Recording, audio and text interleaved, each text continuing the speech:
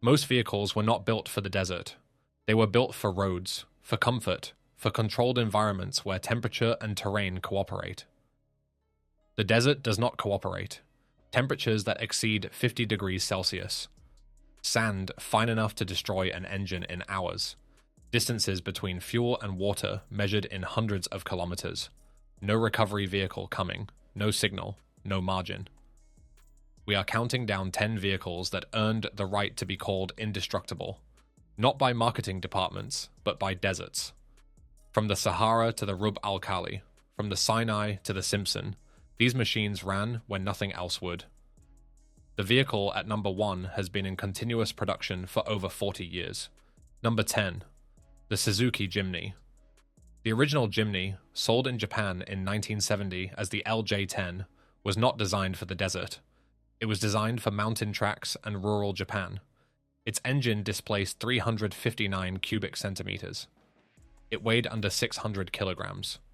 By every conventional measure, it was too small and too underpowered to survive serious desert terrain. The desert does not care about conventional measures.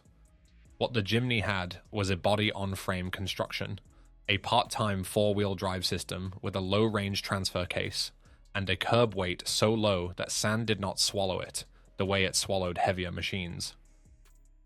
In soft dune sand, weight is the enemy. A vehicle that floats on the surface survives.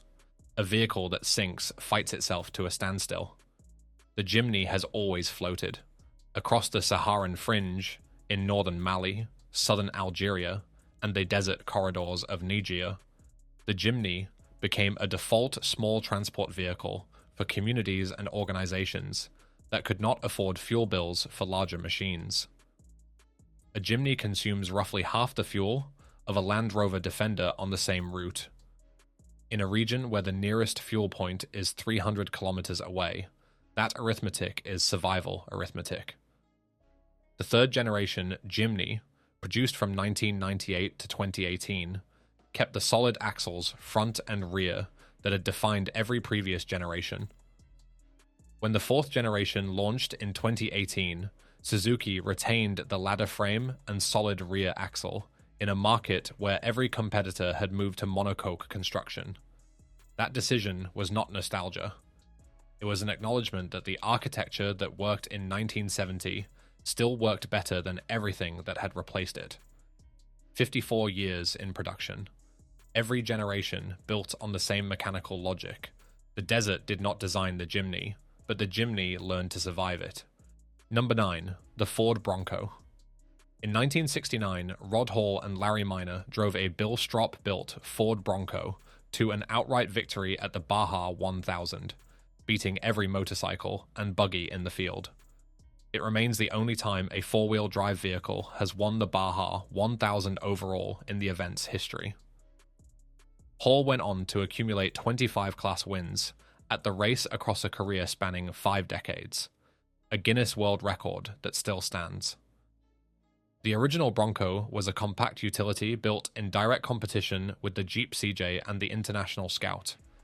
It ran a 92-inch wheelbase, a solid front axle, and a powertrain built around serviceability. Ford's engineers in 1966 were not thinking about the Sahara. They were thinking about the American Southwest.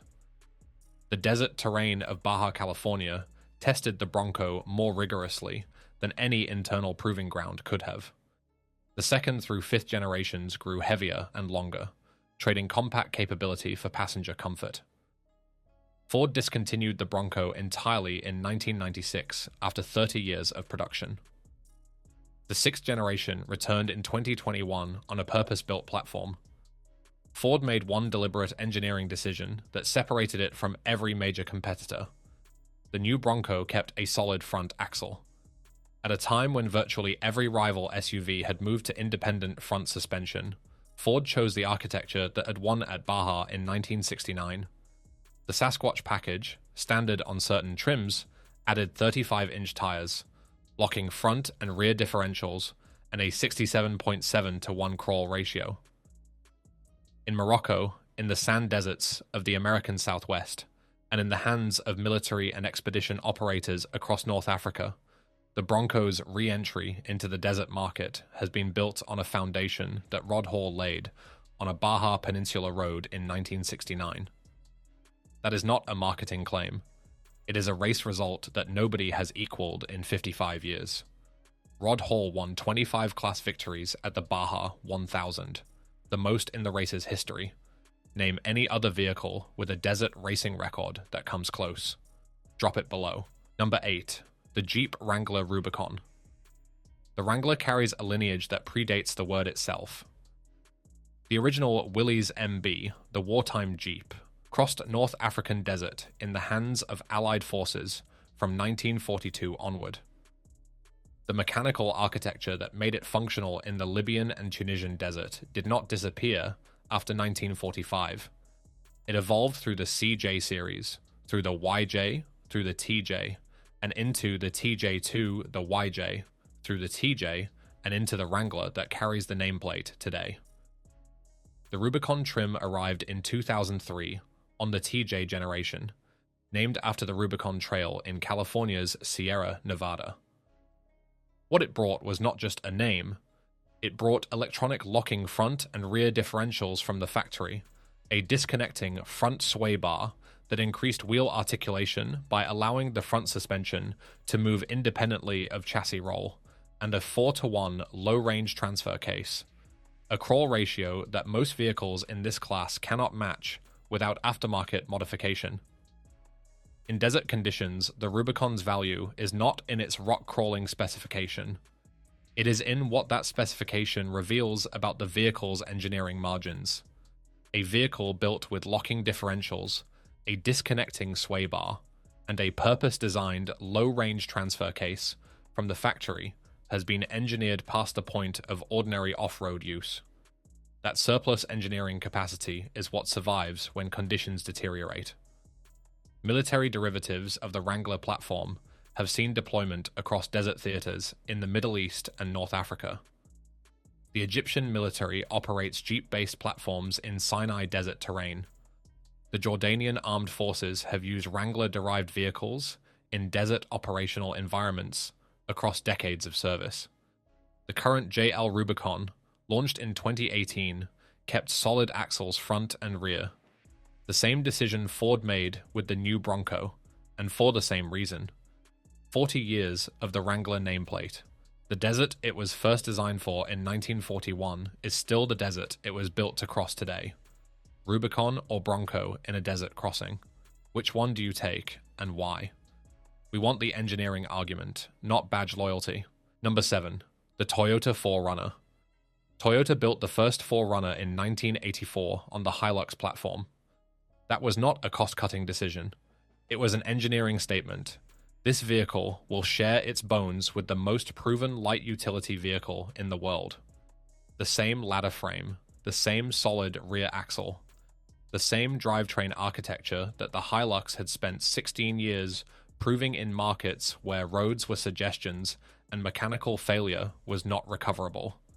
The first and second generation 4Runners, running through 1995, carried a removable fiberglass rear top and a solid front axle. They were exported in volume to Middle Eastern markets, where the combination of tarmac highways and sudden transitions to compacted desert or loose gravel exposed the limitations of European competitors. The 4Runner handled those transitions without the recalibration that softer, more road-focused SUVs required. The third generation moved to independent front suspension in 1996, a change that improved on-road behavior but reduced the suspension travel that desert terrain demands. Toyota partially reversed the compromise with the fourth generation's kinetic dynamic suspension system, which improved wheel articulation at low speed while retaining road manners at highway speed. The fifth generation 4Runner has been in production since 2010. It is one of the last remaining body-on-frame SUVs in the American market with a solid rear axle, a specification it shares with the Land Cruiser 70 and the Wrangler, and which distinguishes it from every monocoque crossover that has claimed to replace it.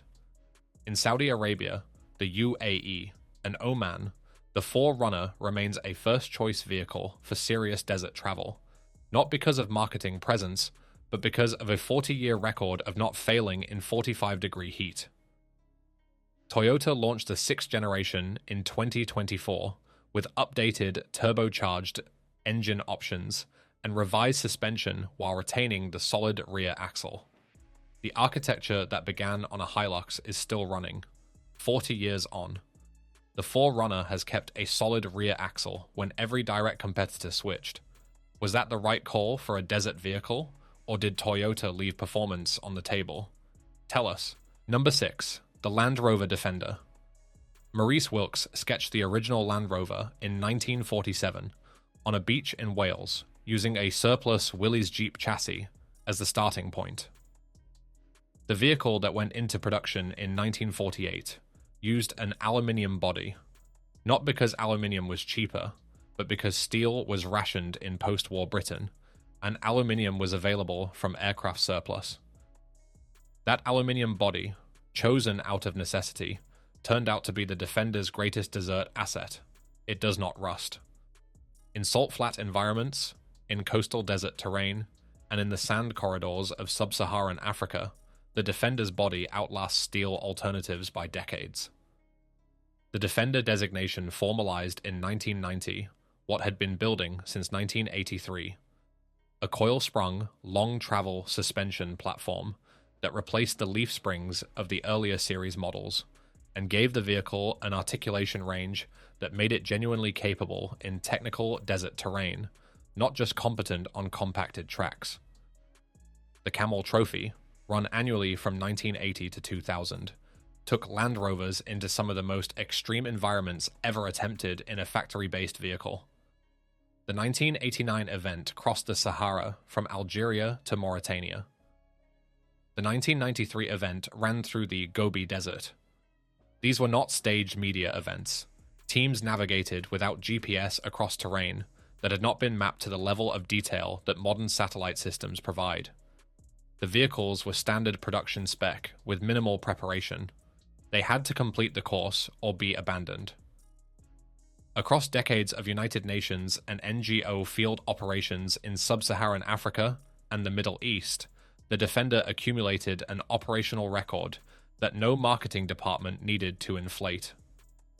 The 200 TDI and 300 TDI diesel engines, fitted through the 1990s, were benchmarks for remote operability, simple mechanical injection, minimal electronics, and serviceability in locations where the nearest parts supplier was a continent away.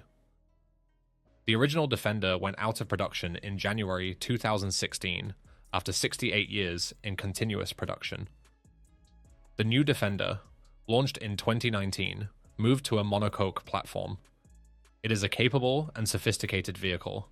It is not the same vehicle. The original's desert record belongs to the 68 years of the machine that came before it. And that record does not need the new model's credentials to stand on its own. Original Defender or new Defender? Which one actually belongs on this list? The argument has two legitimate sides. Make yours. Number 5. The Mitsubishi Pajero. 12 victories at the Dakar Rally. That is the most overall wins of any vehicle manufacturer in the event's history. A Guinness World Record confirmed between 1985 and 2007. No other production-based vehicle platform has come close. Mitsubishi entered the Pajero in the Paris-Dakar Rally for the first time in 1983, 1 year after the road car launched. The first 2 outings brought class wins. In 1985, at the third attempt, a Mitsubishi Pajero won the event outright for the first time, covering over 10,000 kilometers of North African and West African desert, in a vehicle that shared its core architecture with the machine sold in showrooms. Between 2001 and 2007, Mitsubishi won 7 consecutive Dakar titles. In 2002, Mitsubishi entered Pajeros, occupied all 9 of the top 9 overall positions, a level of dominance that the event has never seen before or since. The competition specification Pajero Evolution was a purpose-built rally machine, but it was built on production foundations. The same basic ladder frame, geometry, the same running gear philosophy, the same commitment to mechanical reliability over outright speed that defined every generation of the road car. The Super Select four-wheel drive system, introduced in the second-generation road car, allowed switching between two-wheel drive, part-time four-wheel drive, and full-time four-wheel drive on the move. An operational advantage in desert terrain, where surface conditions change without warning, and stopping to engage a transfer case costs time and momentum in soft sand. In markets across the Gulf states, Egypt, and Central Asia, the Pajero built a civilian desert record alongside its competition history. Operators who needed documented heat reliability over prestige chose it for the same reason Mitsubishi chose to race it. It kept running when more sophisticated machinery did not. Mitsubishi confirmed in 2025 that a new Pajero is in development, scheduled for launch in 2026, 43 years after the first one crossed a desert, under race conditions. The name survived because the record behind it demanded it. 12 Dakar wins, the most of any vehicle in the event's history. Does that make the Pajero the greatest desert racing machine ever built, or is there a stronger case? Tell us below. Number 4, the Nissan Patro, 74 years in production. The Patrol is one of the longest continuously produced vehicle nameplates in history, and unlike many long-running names that bear no mechanical relationship to their origins, the Patrol has maintained a consistent engineering principle across every generation. Build it simple, build it strong, build it fixable. The first generation, the 4W60, launched in 1951, developed in response to Korean War demand for a Japanese-built military utility. Its architecture was drawn from the Willys Jeep, but independently engineered for a different operational requirement: longer range, greater payload capacity, and the ability to sustain operation in climates and terrain far beyond the temperate European environments that most vehicles of the period were designed for. In the Gulf states, the Patrol's relationship with the desert is generational. Saudi Arabian communities adopted it as a primary desert vehicle from the 1970s onward, choosing it in direct competition with the Land Cruiser in markets where both were available and both were proven. The TD42 engine, a 4.2-litre naturally aspirated inline-six diesel fitted to Y60 and early Y61 models, became the benchmark for desert operability in the region. With 85 kilowatts of power and 260 Newton-meters of torque in naturally aspirated form, it was not a powerful engine. It was a reliable one. Its cast iron block, mechanical fuel injection, and simple overhead valve design meant it could be diagnosed and repaired by anyone who understood basic diesel mechanics, with tools that could fit in a bag. The Y60 generation, produced from 1987 to 1997, is the model most consistently cited by operators and overlanders as the definitive Patrol. Coil-sprung solid axles, a straightforward electrical system, and the TD42 in naturally aspirated form produced a vehicle that desert operators in Libya, Egypt, Chad, and across the Arabian Peninsula trusted for journeys where a breakdown was not just an inconvenience, but a serious risk. 74 years, the same foundational logic. Build it so a mechanic with basic tools can keep it running 500 kilometers from the nearest supplier. The Patrol has never abandoned that requirement. The Patrol versus the Land Cruiser, a debate that has been running in the Middle East for 50 years. Which side are you on, and what is the deciding factor? Drop it below. Number 3. The Bowler Wildcat. Drew Bowler founded Bowler Off-Road in the mid-1980s on a family farm in Derbyshire, England.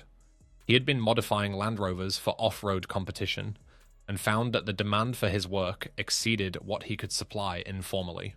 The company he built had one focus: constructing vehicles capable of competing and finishing in desert rally raids, specifically the Dakar Rally, than the most demanding motorsport event in the world.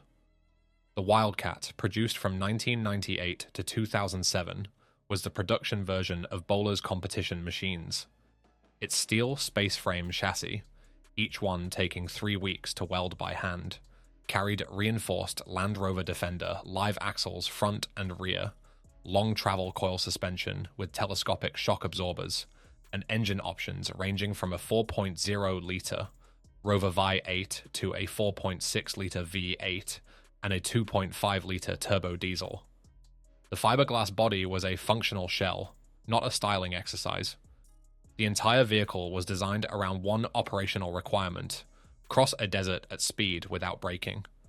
The Wildcat made its Dakar debut in 2000. By 2005, Bowler had grown to become the second largest factory team at the Dakar Rally, behind only Mitsubishi, whose Pajero was in the middle of its 7 consecutive win run. That context matters. Bowler, a company of fewer than 30 people operating out of Derbyshire, was fielding more factory entries at the world's hardest desert race than Volkswagen, Toyota, and every other manufacturer except Mitsubishi. In 2004, with 8 Wildcats entered at Dakar, 5 remained competitive through stage 12 of the event. Belgian driver Jackie Lumans finished 14th overall out of 144 starters. The Wildcat won the British Hill Rally Championship the same year. Drew Bowler died suddenly in November 2016. Jaguar Land Rover acquired Bowler in 2019, 3 years after his death. The acquisition was not a charity purchase. JLR bought desert engineering knowledge that had been built through 20 years of competition in the Sahara, the Rub al Khali, and the Atacama, knowledge that cannot be replicated in a development laboratory. The Wildcat was never famous. It was only built in small numbers, only raced by people who understood what they were doing, and only bought by operators who needed a purpose-built desert machine rather than a modified production vehicle. That is not a limitation. That is the point. Had you heard of the Bowler Wildcat before this video?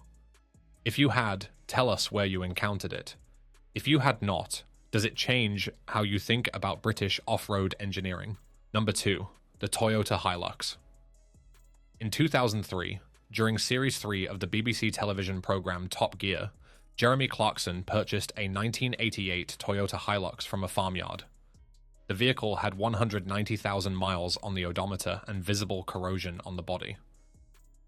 Over the course of 2 episodes, Clarkson and the production team attempted to destroy it. They drove it down a flight of stairs. They sideswiped it into a building hard enough to dislodge brickwork. They submerged it in the Bristol Channel and left it under the high tide. They set the cabin on fire. They dropped a caravan onto it from height. They placed it on top of a residential tower block in Surrey and demolished the building with explosives. After every test, a local mechanic repaired it, using only basic tools and parts sourced locally. The Hilux started every time. That test became one of the most viewed automotive segments in television history because it confirmed, in the most extreme terms possible, what operators across Africa, the Middle East, and Central Asia had known since the late 1970s. The Hilux does not brake in conditions that end other vehicles.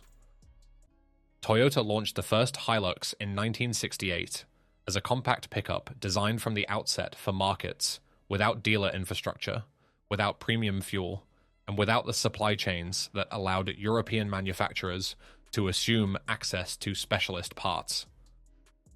Repairability was a primary design criterion. The 4th generation, the model tested by Top Gear, introduced diesel engine options and a 4-wheel drive system that became the standard against which every other light commercial off-road vehicle was measured. In the United Nations, the Hilux became a default field vehicle for operations in conflict zones and disaster areas. In Australia, where it has been the best-selling vehicle overall for more than a decade, it serves station operators hundreds of kilometers from the nearest town. In Libya, Yemen, and across the Sahel, it functions simultaneously as a civilian transport, a military logistics vehicle, and in conflicts that have defined the last 20 years of desert warfare. A weapons platform, because it is the vehicle that can be relied upon to move when everything else has stopped.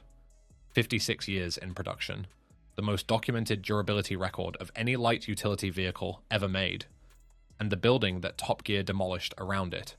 The Hilux was recovered from the rubble, repaired, and is now on permanent display at the Grampian Transport Museum in Scotland. The Hilux at number 2. If you think it should be number 1, make the argument.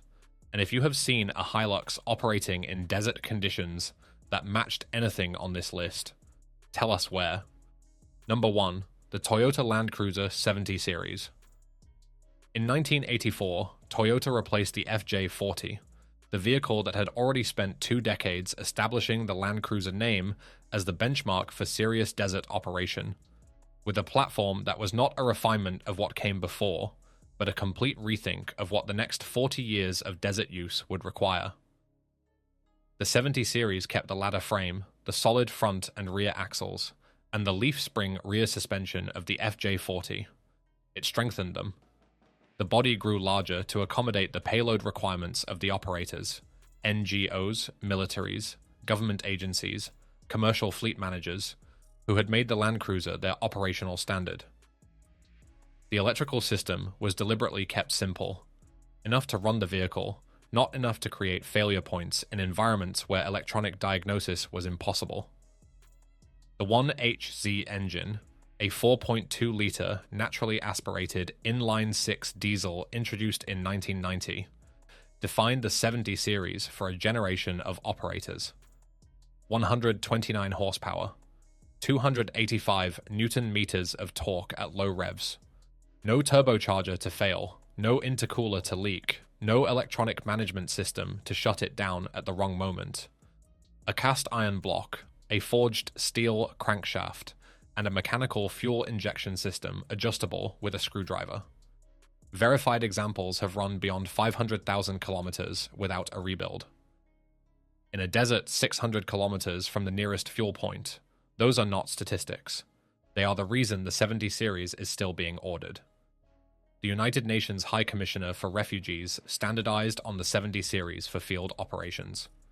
The International Committee of the Red Cross operates a global fleet. Toyota Gibraltar Stock Holdings continues to supply HZJ models directly to aid organizations and government fleets in regions where reliability requirements exceed anything a turbocharged engine can consistently deliver.